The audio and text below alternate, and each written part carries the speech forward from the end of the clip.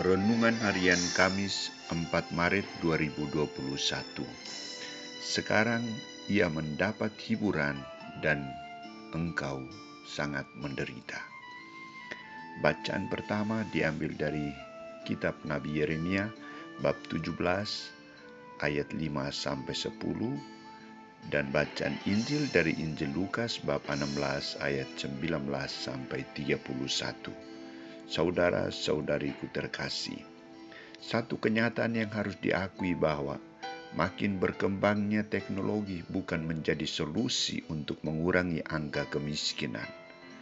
Orang miskin tetap miskin, orang kaya tetap kaya. Bagaimana dengan gerakan solidaritas untuk membantu mereka yang miskin? Saudara-saudariku, kisah Injil orang kaya yang jahat selalu berpakaian jubah ungu dan kain halus, dan Lazarus yang miskin badannya penuh dengan borok. Di satu pihak mau menunjukkan bahwa antara yang kaya dan yang miskin masih ada jurang yang sangat lebar. Santo Lukas menyebutkan, di antara kami dan engkau terbentang jurang yang tak terseberangi. Mengapa terjadi jurang ini? Siapakah pelakunya? Terciptanya jurang dalam hidup manusia karena perilaku manusia itu sendiri. Di satu pihak manusia sendiri yang bisa membuat dirinya menjadi miskin dan menderita. Tetapi di pihak lain kemiskinan itu bisa diciptakan atau dikondisikan oleh para penguasa atau orang-orang kaya. Betapa sering manusia dihina oleh sesamanya. Betapa sering orang miskin diperas oleh orang kaya. Betapa sering orang benar dianiaya oleh orang-orang jahat. Kenyataan inilah yang tercipta jurang atau menciptakan jurang yang tak terseberangi. Sedangkan di pihak lain, perumpamaan ini merupakan satu peringatan bagi manusia. Teristimewa si kaya yang buta hatinya atas kebutuhan orang miskin, atau yang buta hatinya melihat sesamanya yang menderita.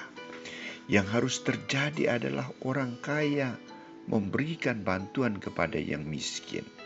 Yang harus terjadi adalah ada gerakan belas kasihan, ada gerakan solidaritas untuk memberikan bantuan secara nyata langsung kepada orang-orang yang membutuhkan, orang-orang yang miskin. Orang kaya dalam Injil mendapat hukuman dari Allah karena sikapnya yang buta, sikapnya yang tidak adil, tidak ada kasih, menolak untuk memberikan bantuan kepada sesamanya yang menderita. Akibatnya apa? Dari tindakannya sendiri, ia harus menderita dan permohonannya tidak dikabulkan oleh Allah. Saudara-saudariku terkasih, apa yang perlu kita pelajari dari perumpamaan ini? Perumpamaan ini mengajarkan kepada kita tentang beberapa hal penting yang harus kita renungkan dalam masa Prapaskah ini.